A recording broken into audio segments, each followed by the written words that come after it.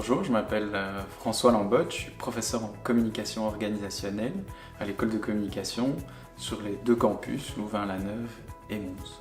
Et je suis aussi responsable du programme de recherche qui s'appelle le Social Media Lab.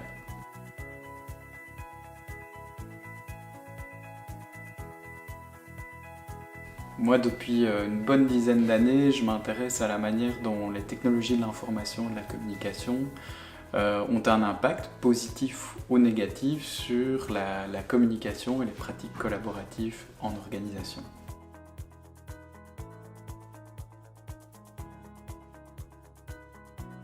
Donc au début des années 2010, j'ai travaillé par exemple sur les équipes virtuelles.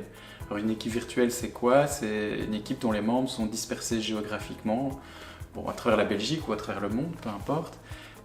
Et là, l'enjeu, en fait, c'était de voir comment la communication au sein de l'équipe projet, donc les communications, c'est les interactions, l'usage d'un chat, les réunions à distance, etc., aider les membres de cette équipe qui ne se connaissaient pas bien ou pas du tout, ou voire ne se voyaient quasi jamais en face à face, arriver à développer une relation de confiance afin d'atteindre les objectifs qui leur étaient fixés en tant qu'équipe projet.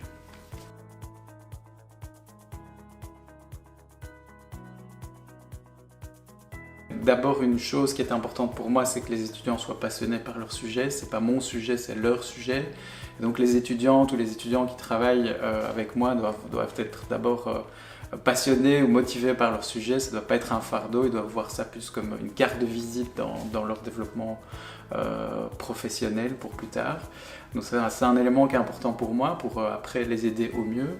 Puis après, dans ma façon de fonctionner, ce que je fais, c'est d'abord vraiment les alimenter avec une revue de littérature un peu plus conséquente, mais plus pointue aussi sur leur sujet, parce que les étudiants ont souvent du mal à trouver les bonnes lectures au début, et donc voilà, si c'est dans mon champ d'expertise, c'est plus facile à leur donner des articles qui sont pertinents. Et puis ensuite, ce que j'aime bien, c'est que les étudiants prennent vraiment, soient maîtres de leur projet, et donc soient vraiment proactifs vis-à-vis de moi.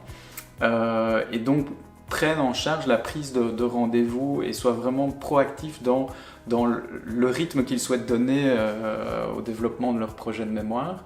Et s'ils prennent rendez-vous avec moi, je fais beaucoup d'efforts pour être attentif aux sollicitations. Et donc je dégage du temps vraiment pour travailler alors de façon très concrète sur leur projet dans les différentes parties, que ce soit la revue de la littérature, la conception de la méthodologie, la collecte de données et enfin l'interprétation.